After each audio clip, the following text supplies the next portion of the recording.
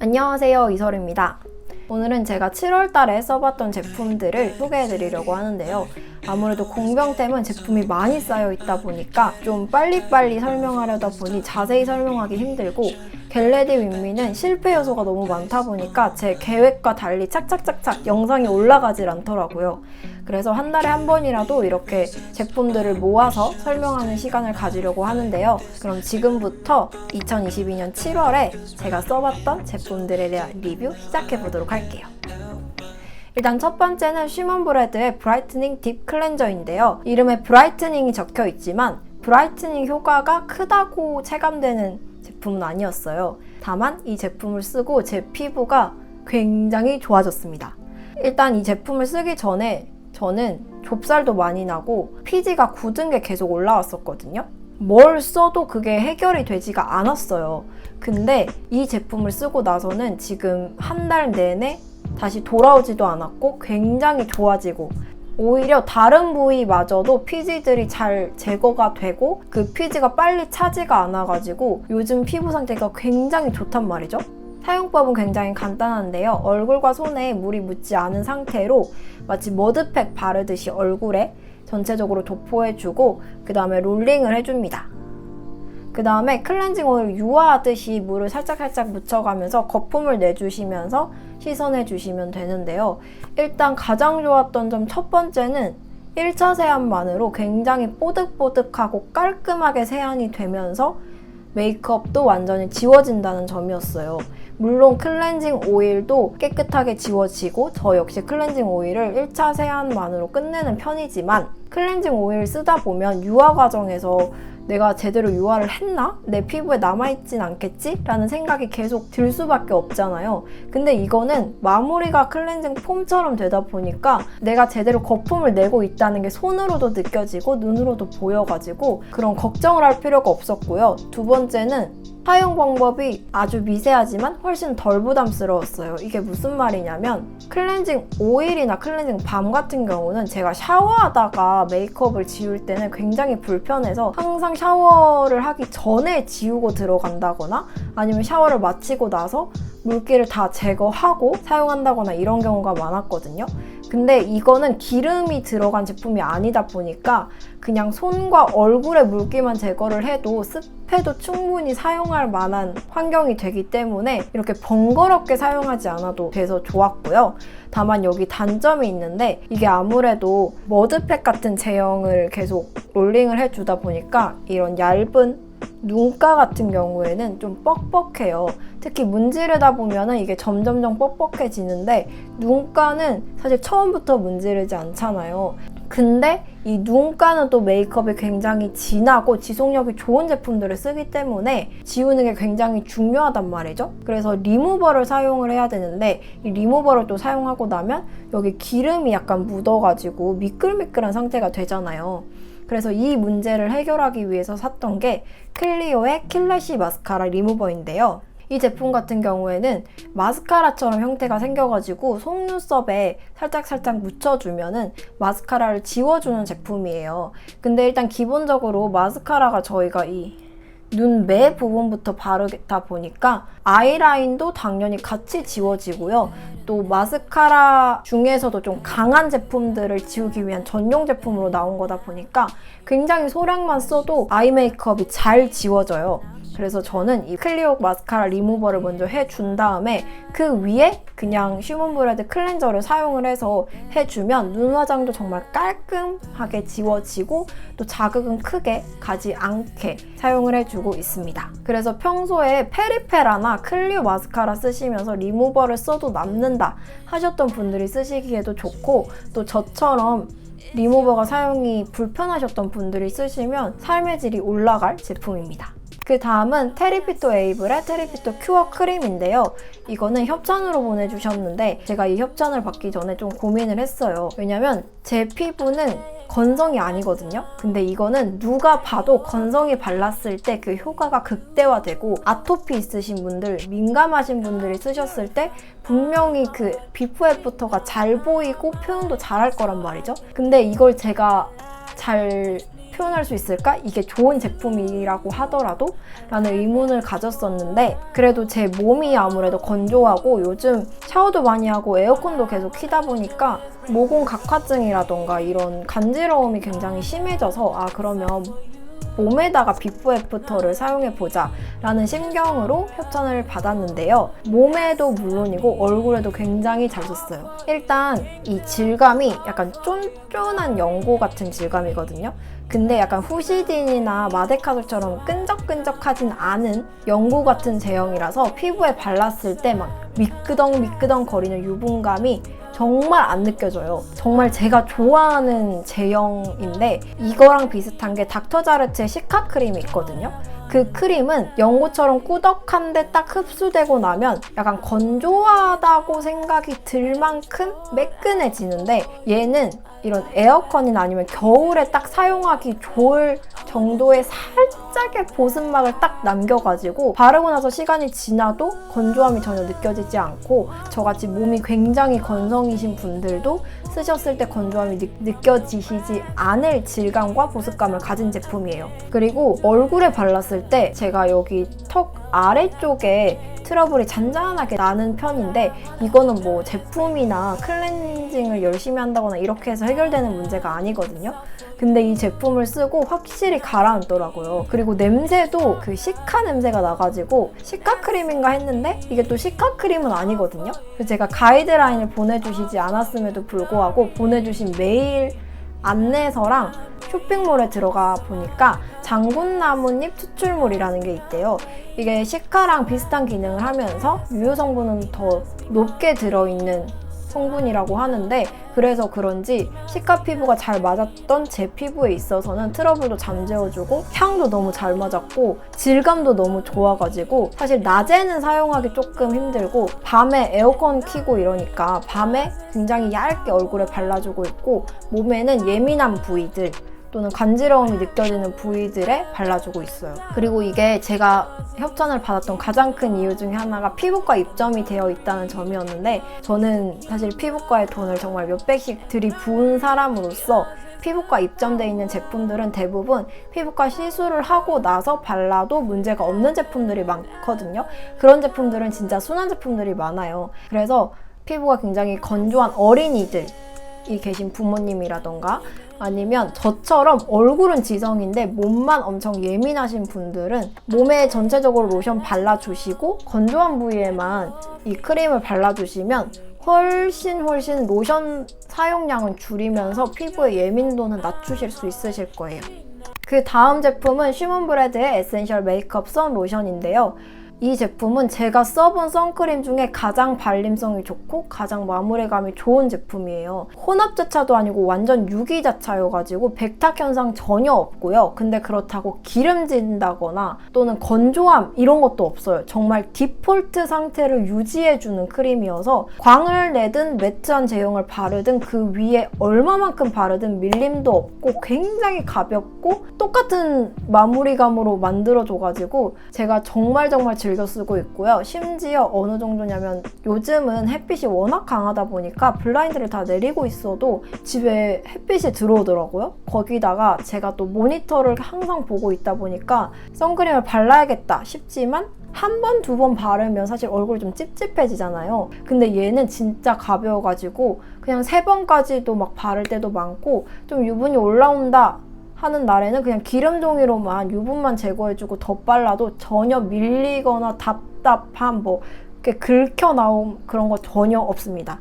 사실 가격대가 엄청 싸진 않은데 그래도 저는 다 쓰면 다시 사고 싶을 정도로 굉장히 만족하면서 사용하고 있어요.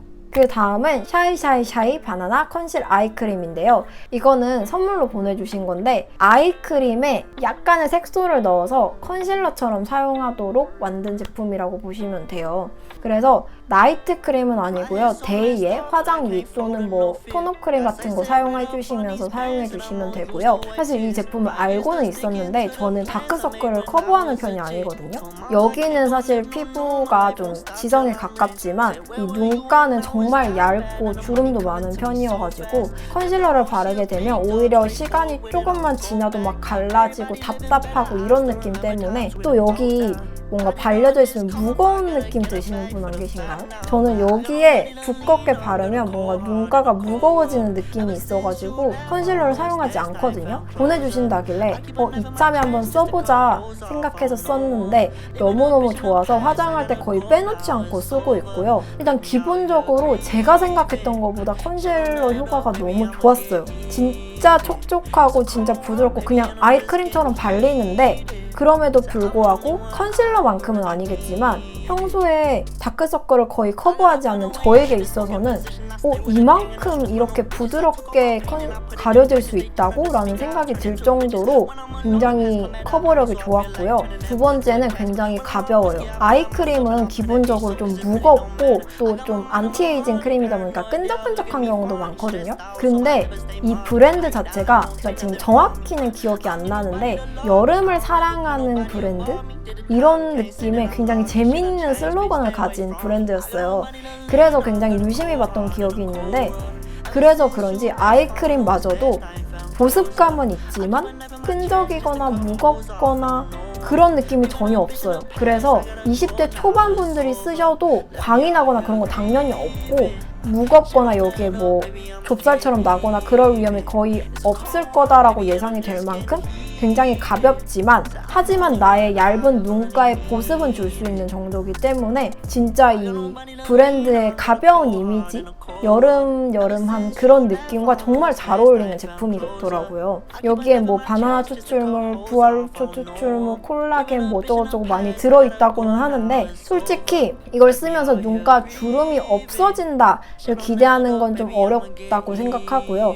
그리고 눈가 주름은 화장품으로는 거의 없어지지 않아요. 그리고 유효 성분 같은 경우에는 밤에 잘 흡수가 되는 경우도 많아서 엄청나게 드라마틱한 아이 케어를 원하신다면 조금 실망할 수 있지만 저처럼 열이나 이런 빛에 낮에 많이 노출이 되시는 분들은 여기에 당연히 보습감이 날아갈 수밖에 없거든요. 근데 컨실러에 보습감을 넣었다?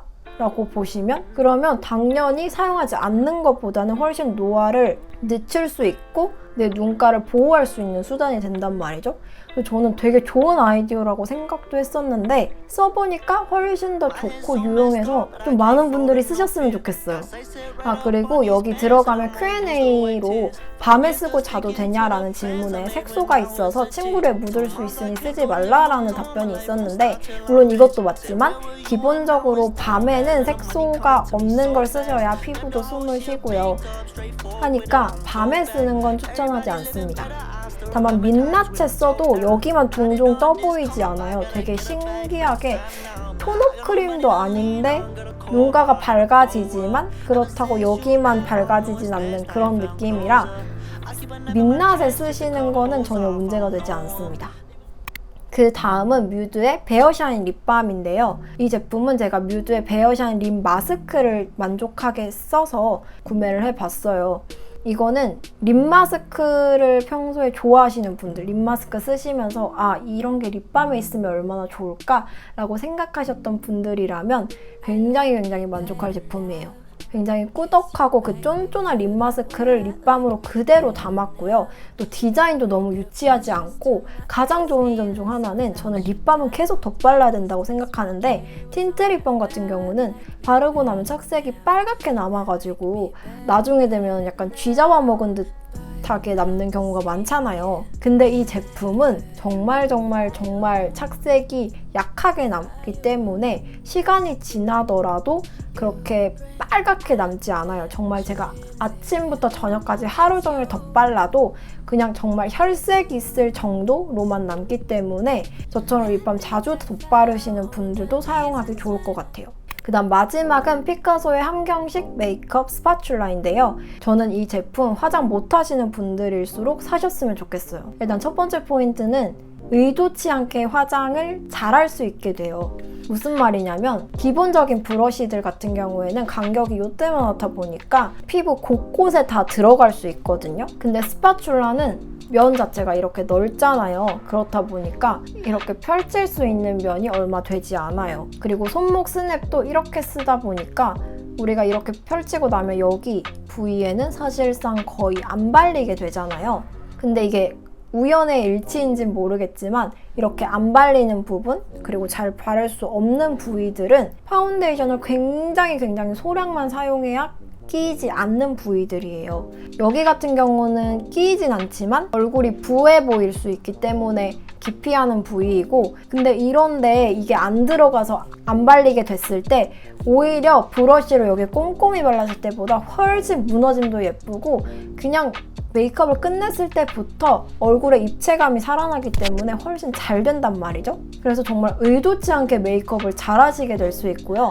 두 번째는 세척입니다. 브러쉬 세척 정말 중요하고 퍼프 세척 정말 중요한데, 파운데이션 브러쉬 같은 경우는 세척이 정말 힘들어요. 모가 굉장히 촘촘하게 들어있기 때문에 정말 빡빡빡 빨아주셔야 되고, 건조도 굉장히 힘들거든요. 근데 대부분 바쁘시고 매일매일 출근하고 학교 가고 하는데 언제 빨고 그거 말리고 기다려요. 근데 이 스패츌라 같은 경우에는 알콜 스왑으로 그냥 한번 싹 닦아내주면 되니까 훨씬 더 세척 시간이라고 할 것도 없고, 또 보관 같은 경우도 훨씬 청결하게 유지가 되기 때문에 평소에 브러쉬 관리 잘 못하시는 분들이 쓰셨을 때 삶의 질이 굉장히 올라가실 거예요. 또 여행을 많이 다니시는 분들 같은 경우에는 브러쉬를 빨 시간은 없는데 이렇게 브러쉬를 막 뭉텅이로 뭐 휴지나 이런 걸로 감싸고 다니신다거나 해야 되잖아요. 그러면은 당연히 청결도 안 좋고 불편하고 한데, 이 스패츌라 같은 경우에는 부피감도 거의 차지하지 않고 그냥 정말 닦아만 주면 되고 물에 그냥 씻어도 되니까 훨씬 그런 여행지 같은 데서도 용이하죠. 다만 주의하실 점은 여기 뒷부분이 굉장히 뾰족해서 기내 수화물로 가지고 타면은 뺄 수가 있어요. 저도 기내 수화물로 가지고 갔을 때 한번 잡혔었다가 넘어갔었는데, 유튜브 보니까 실제로 기내 수화물 가지고 가셨다가 빼앗기신 분도 계시더라고요. 그래서 무조건 위탁 수화물로 맡기시길 권해드리고요. 그 다음에 가격면에 있어서도 비싸다고는 하지만 사실 메이크업 브러쉬, 특히 피카소에 나온 거 파운데이션 브러쉬들 같은 경우에는 지금 올리브영 스패츌라 할인가인 14,000원, 15,000원 훨씬 넘는 것들이 더 많아요. 그래서 저는 그렇게 비싸다고 느끼진 않거든요. 다만 이게 비싸다고 느껴지는 가장 큰 이유 중에 하나는 더 싼 제품들이 굉장히 많기 때문이라고 생각해요. 사실 6,000원, 7,000원, 배송비 합쳐서 9,000원 이 정도 되다 보니까 이 제품이 굉장히 비싸다고 느껴지실 수 있는데, 저는 그렇게 생각해요. 돈으로 효율과 시간을 사는 거라고 생각하거든요. 그 제품들은 이 제품들보다 마감이라던가 굴곡이라던가 이런 게 조금 거칠 수도 있고 좀 맞지 않을 수도 있어요.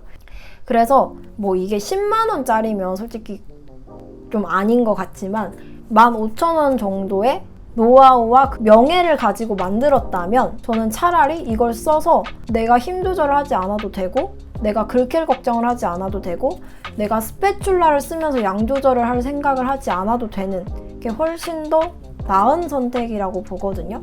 그리고 스펀지도 4개인가 2개인가 주는데, 개인적으로 그거는 질이 막 엄청 좋은지는 모르겠지만 어쨌든 14,000원에 그 정도 구성이면 저는 살만하다고 생각해요. 그럼 이렇게 해서 제가 7월 달에 써봤던 제품들을 소개해 봤는데요. 사실 색조 제품들이 훨씬 많은데 그거는 겟레디 윗입니다. 또 실패를 한다면 8월 달 영상에서라도 모아서 보여드리도록 할게요. 그럼 지금까지 제 영상이 도움이 되셨다면 좋아요와 구독 눌러주시고 다음 영상에서 또 만나요. 안녕!